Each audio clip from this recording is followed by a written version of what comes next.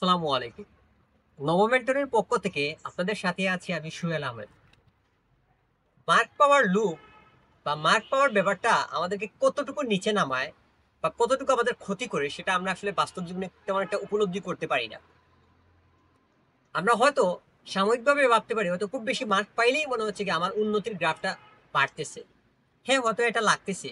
কিন্তু এটা আমাদের সাময়িক তৃপ্তি বা সাময়িক ভালো একটা সান্ত্বনা দিলেও এটা আসলে আমাদের বাস্তব জীবনের জন্য অনেক ক্ষতি দেয়। এটার জন্য বুঝার জন্য আপনাদেরকে কয়েকটা এক্সাম্পল দেই।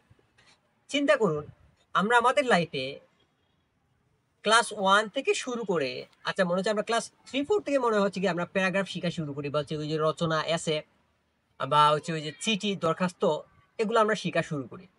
তো বিশেষ করে ইংলিশের যেগুলো হচ্ছে অ্যাপ্লিকেশন, লেটার, ইমেইল বা কম্পোজিশন, প্যারাগ্রাফ এগুলো আমরা যখন শিখি তখন হচ্ছে আমাদের লাইফে ম্যাক্সিমাম সময় হচ্ছে আমাদেরকে মুখস্থ করানো শিখা হয়। মুখস্থর বাইরে গিয়ে আমরা যখন লিখি তখন হচ্ছে টিচার আমাদেরকে মার্ক কম দেয়। তো টিচাররা চায় যে আমরা মুখস্থ করে লিখি। হয়তো ব্যতিক্রম আছেন অনেক টিচার, কিন্তু অনেক টিচারই চান যে আমরা এটা মুখস্থ লিখি। এমনকি আমাদের বাসার শিক্ষক যিনি হোম টিউটর, ওনারা চায় যে হচ্ছে ছাত্র যত বেশি মার্ক পাবে তত হচ্ছে বাবা মা খুশি হবে, তত হচ্ছে ওনার একটা কি হবে, ভ্যালু ক্রিয়েট হবে আর কি। যেটা এমনকি আমাদের বাবা মারও এটা চান যে আমার ছেলে এটা মুখস্থ করুক, মুখস্থ করলে হয়তো হচ্ছে কি তার শিখা হবে। আসলে এটা কতটুকু ক্ষতিকর এটার একটা এক্সাম্পল আপনাদেরকে দিই। আপনি চিন্তা করুন, আপনার ছেলে এই ক্লাস 1 থেকে যদি আমি শুরু মনে মনে ধরে নিলাম যে ক্লাস 1 থেকে তাকে রচনা শেখানো হতো। এমনকি এটা ক্লাস 1 থেকে তাকে 10টা করে রচনা প্রত্যেক বছর, 10টা বা 15টা আমি ধরে নিলাম, আচ্ছা 15টা করে যদি সে বছরে যদি 15টা 12টা ক্লাস আমি মনে হচ্ছে ইন্টার পর্যন্ত আমি ধরে নিই, এই যে 12টা ক্লাসে যদি সে 15টা করে রচনা শিখে তাহলে সে কতটা শিখতে পারবে? হয়তো 180টা। এমনকি সে যদি এটার রচনার বাইরেও গিয়ে রচনা বা কম্পোজিশন যেটাই বলতেছি, এটার যদি বলছে প্যারাগ্রাফটা শিখিয়ে ওই একই রকম 180টা শিখবে। যদি চিঠি দরখাস্ত শিখে ওই রকম 180টা শিখবে। তো আসলে বাস্তব জীবনে আপনি আমি একটু চিন্তা করি দেখবেন আসলে আমরা 180টা জীবনে শেখা হয় না। হয়তো আমরা দেখবো যে সবকিছু মিলায়ে বিশেষ করে আমাদের 4-5 থেকে হয়তো এগুলো শেখানো হয় কম বেশ আর কি। হয়তো ছোট থাকতে আর কি ছোট আকারে শেখানো হয়, বড় হয়ে গেলে ওগুলো হচ্ছে বড় আকারে শেখানো হয়। ওই একই জিনিস হচ্ছে কি ছোট ক্লাসে আমরা ছোট আকারে শিখি, বড় ক্লাসে গিয়ে ওইটাই আর কি বড় আকারে শিখি। হয়তো কি আমরা ওভারঅল আমরা লাইফে গিয়ে হয়তো বিবেচনা করলে আমরা দেখতে পারবো হয়তো সবকিছু আমরা 50টা করে শিখছি, অথবা সর্বোচ্চ করে 100টা করে শিখলাম। এমনকি ওই যেগুলো শিখছি ওইগুলো ঘুরে ফিরে একই, ওই দেখবেন একই রচনা, আমরা ওটাকেই প্যারাগ্রাফ আকারে শিখছি। ওই রচনার যে জিনিসটা বা ডায়লগ যেটা শিখছিলাম আমরা, ওটাই আবার ইমেইল আকারে শিখছি, ওটাই আবার আমরা লেটার আকারে শিখছি, ওটাই আবার আমরা কি আকারে শিখছি, এই যে অ্যাপ্লিকেশন আকারে শিখছি। প্রায় কম বেশি এরকমই হয়ে থাকে আমাদের লাইফে আর কি। তো এই জায়গা থেকে আমরা যে মুখস্থ বিদ্যা যেটা আমাদেরকে শেখানো হয়, আমাদের বাবা মারা বা আমাদের গার্জিয়ান, অভিভাবক বা হচ্ছে এর পাশাপাশি হচ্ছে যে হোম টিউটর বা স্কুলের যারা শিক্ষকরা আছে প্রায়ই মনে করছে কি যত মুখস্থ দিবে তত মার্ক বেশি পাওয়ার সম্ভাবনা আছে। সেই জায়গা থেকে হচ্ছে তারা আমাদেরকে অনুপ্রাণিত করে মুখস্থ করার জন্য ছোটবেলা থেকে এটা আমাদেরকে শেখানো হয়। মুখস্থ করলেই হচ্ছে বেশি মার্ক পাওয়া যাবে, সলিড ভাবে লিখবো, পুরো বইয়ের মতো লিখবো, তখন হচ্ছে স্যার আর মার্ক কাটার সুযোগ পাবে না। কিন্তু বাস্তবে এটা আমাদের হয়তো আমাকে সাময়িক একটা তৃপ্তি দিবে যে আমার ছেলে A+ পেয়ে গেছে, 100-র মধ্যে পুরো সাবজেক্টে 90 পেয়ে গেছে, 99 পেয়ে গেছে, এমনকি 100ও যদি পায় তাহলে কি এমনটা হইলো। আচ্ছা আপনি একটু চিন্তা করুন, আপনার বাচ্চাকে এই যে মুখস্থ করে শেখানো হইলো, এই মুখস্থ করতে গিয়েছে তার যে একটা চিন্তা শক্তি আছে এটা কি বৃদ্ধি হইলো? এটা তো বৃদ্ধি হইলো না। কারণ ওই জায়গায় সে যখনই মুখস্থ করতেছে তখন আর তার ওই যে চিন্তা শক্তির যে ব্যাপারটা ওইটা সে কাজে লাগাতে পারতেছে না। এটার কাজে লাগাবে না। এখন আমরা একজন হোম টিউটর হিসেবে বা একজন গার্জেন হিসেবে বা অভিভাবক হিসেবে বা একজন শিক্ষার্থী হিসেবে আমাদের কি করা উচিত? চিন্তা করুন, আমরা যদি 12 বছর সময় অপচয় না করে এই প্রত্যেকটা জিনিসের প্রতি আলাদা আলাদা ভাবে মুখস্থ করার সময় হচ্ছে কি না সময়টা ইনভেস্ট না করে আমরা যদি এটাকে আমরা যে চিন্তা শক্তির মাধ্যমে এটা নিজে বানায় লেখার যদি সক্ষমতা গড়ে তুলতে পারতাম তাইলে কি হতো? দেখুন, আচ্ছা এটা আরেকটু বলে ফেলি, যেটা এই যে আমরা যে মুখস্থ লিখি, আমাদেরকে মুখস্থের বাইরে যখন একটা রচনা বলা হয় দেখবেন আমরা ম্যাক্সিমামই পারি না। এমনকি একটা চিঠি লিখতে গেলে, একটা দরখাস্ত লিখতে গেলে আমরা পারি না। কারণ কি? কারণ হচ্ছে আমাদের ওই যে চিন্তা শক্তিটাই আর আসে নাই।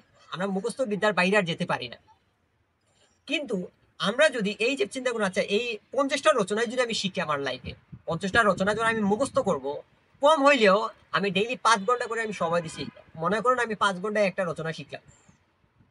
এরকম করে আমি যদি 50টা রচনা শিখি তাহলে কম হলে 250 ঘন্টা আমার সময় ইনভেস্ট হয়েছে। এই 250 ঘন্টায় আমি 250টাই পারি, এর বাইরে আমি একটা রচনা আমি লিখতে পারি না। আমার লাইফে আমি 50টাই শিখছি 250 ঘন্টায়, কিন্তু যখনই এগুলার বাইরে আসে তখন আর আমি এটা পারি না।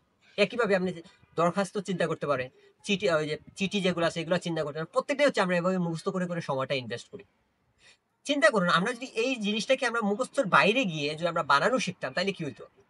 হয়তো প্রথম দিকে আমরা রচনা বানানো শেখার জন্য হয়তো আমরা ডেইলি, মনে করুন আমরা একজন টিচার বা হোম টিচার বা একজন মেন্টর বা যে কোনো একজন ব্যক্তি আমাদেরকে কি বলল, জাস্ট রচনা কিভাবে লিখতে হয় সেটার জন্য যদি আমাকে ডেইলি 5 ঘন্টা দিয়ে হয়তো আমার 1 মাস যদি ট্রেনিং সুন্দর মতো দিতে, বা প্যারাগ্রাফ কিভাবে লিখতে হয় এটার জন্য মনে হচ্ছে 5 ঘন্টা করে যদি 1 মাস মানে হচ্ছে 30 দিন আমি যদি বলি তাহলে হচ্ছে 150 ঘন্টা।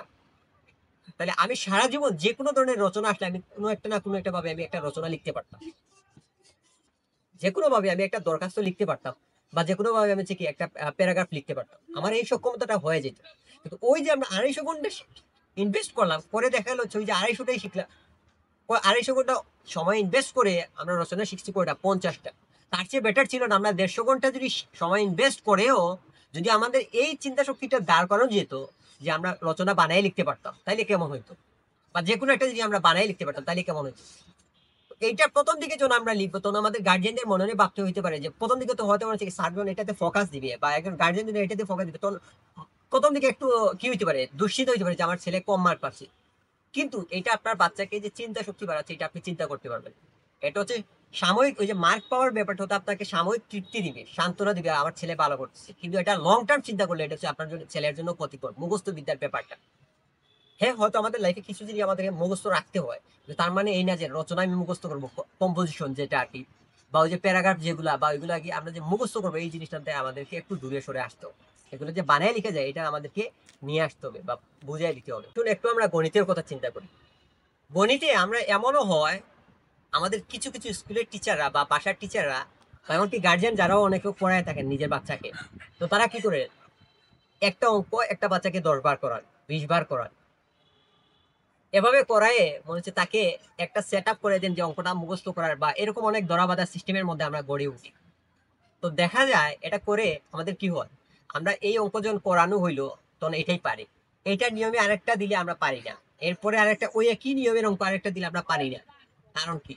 কারণ হচ্ছে জাস্ট ওই আমরা এই অঙ্কটা মুখস্থ করছি, বা বাচ্চাকে এমন ভাবে ইনফ্লুয়েন্স করা হয় যে সে আসলে ওইটা মুখস্থ করে। আমি যখন বাস্তবে বলেছি, আমি ক্লাস 5-এ যখন ছিলাম, তো একজন স্যার আমাদেরকে কি করতেন, একটা অঙ্ক বলতেন যে কয়েকদিন পরে হোমওয়ার্ক দিতেন যে এই অঙ্কটা 5 বার করবা, এই অঙ্কটা 5 বার করবা, এই অঙ্কটা 5 বার করবা। হয়তো জানি না, হয়তো এটার মধ্যে হয়তো ভালো কিছু আছে, তো আমার কাছে মনে হইতো যে এই অঙ্কটা আমি 5 বার করা মানে এই অঙ্কটা হচ্ছে আমি মুখস্থ করা। তার চেয়ে বেটার ছিল যে স্যার ওইটাকে সুন্দরভাবে যদি বোঝাই দিতেন। আমার কাছে মনে হচ্ছে যেটা কি, যে এই অঙ্কটা যদি স্যার এমন ভাবে আমাকে বুঝিয়ে দিতেন যে এটা ভালো করে বুঝো, এই অঙ্কের আমার একটা অঙ্ক করতে হইলে আমাদের কি করতে হয়, একটা প্রসেস মেনটেন করতে হয়, কিছু ধাপ অবলম্বন করতে হয়, যে এই অঙ্কের জন্য আমার এই জিনিসগুলো চিন্তা করতে হবে, বা এই প্রসেসগুলো করে আমাকে এই অঙ্কটা করতে হবে। তো আমরা অনেকেই করি কি, অঙ্কটা জাস্ট শিখলাম, শিখার পর একটা অঙ্ক শিখি, এটার পরবর্তী পাশাপাশি গুলো আমরা রিয়েলাইজ করতে পারি না। আমাদের উচিত কি, শিক্ষক হিসেবে বা একজন গার্জিয়ান হিসেবে আমাদের উচিতটা হচ্ছে কি, একটা বাচ্চাকে এভাবে শেখানো যে এই অঙ্কটা আমি এমন ভাবে তোমাকে বুঝাবো, তুমি এটা এতটুকু ট্রাই করবা যে বুঝার, এমন কি এটার পাশাপাশি আমি তোমাকে আরো 50টা অঙ্ক দিব এই নিয়মের, তুমি একটা ভালো করে শিখবা, একটা শিখতে যদি তোমার 5 ঘন্টা দরকার হয় বা এমনকি যদি 10 ঘন্টা শেখার প্রয়োজন হয় তাহলে তুমি 10 ঘন্টায় শিখবা, এমনকি এটা বুঝবা। বুঝার পর এই নিয়মের যে 1000টা অঙ্ক আছে তুমি এই 1000টা পাঠ করবে, তাকে এমন ভাবে সেট করে দেওয়া। আর আমি যদি এভাবে করি যে হচ্ছে কি একটা অঙ্ক করাইলাম সে এটা পারলো, এরপর আমি আরেকটা দিলাম সে বলে স্যার পারে না, তো আমি আবার করে দিলাম, এভাবে করে দিলে মনে হচ্ছে এভাবে আরেকটা দিলাম সে পারে না, তা আবার আমাকে করে দিতে হইলো। একজন গার্জেন হিসেবে হইতে পারে অথবা একজন শিক্ষক হিসেবে হইতে পারে, বিশেষ করে বাসার টিচার এগুলোই করে থাকে। তো এইগুলা করতে হতে সবাই করেন না এটা। তো এই যে জিনিসটা এটা হচ্ছে কি আমাদের একটা হচ্ছে কি দুর্বলতার লক্ষণ, হয়তো সাময়িকভাবে আমাদের মনে হইতে পারে যে হচ্ছে কি ওই যে গার্জিয়ান অনেক সময় খুশি না, আমি যেটা আমি অনেক টিউশন লাইফে এটা ফেস করছি, অনেক গার্জিয়ানরা মনে করেন কি স্যার বেশি বেশি অঙ্ক করে দিলে হয়তো মনে হচ্ছে বেশি শিক্ষা হয়ে যাচ্ছে, কিন্তু আসলে না। স্যারের উচিত কি, স্যার একটা অঙ্ক করাই দিবে, একটা বুঝাইতে হয়তো 30 মিনিটের জায়গায় যদি একটা বাচ্চার হয়তো কারো সময় একটু বেশি লাগবে, তাকে 40 মিনিটে বোঝানোর দরকার, যার 2 ঘন্টায় বোঝানোর দরকার তাকে 2 ঘন্টায় অঙ্কটা বোঝান।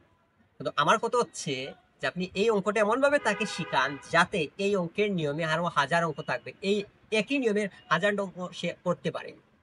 আর আমি যদি এমন ভাবে অঙ্ক শিখাই যে হচ্ছে কি একটা শিখাইলাম এটা পারে, এরপরে আর পারেন, এরপরে আরেকটা শিখাইলাম, এটা আসলে শিখানো না, এটা হচ্ছে জাস্ট সময় স্পেন্ড করা।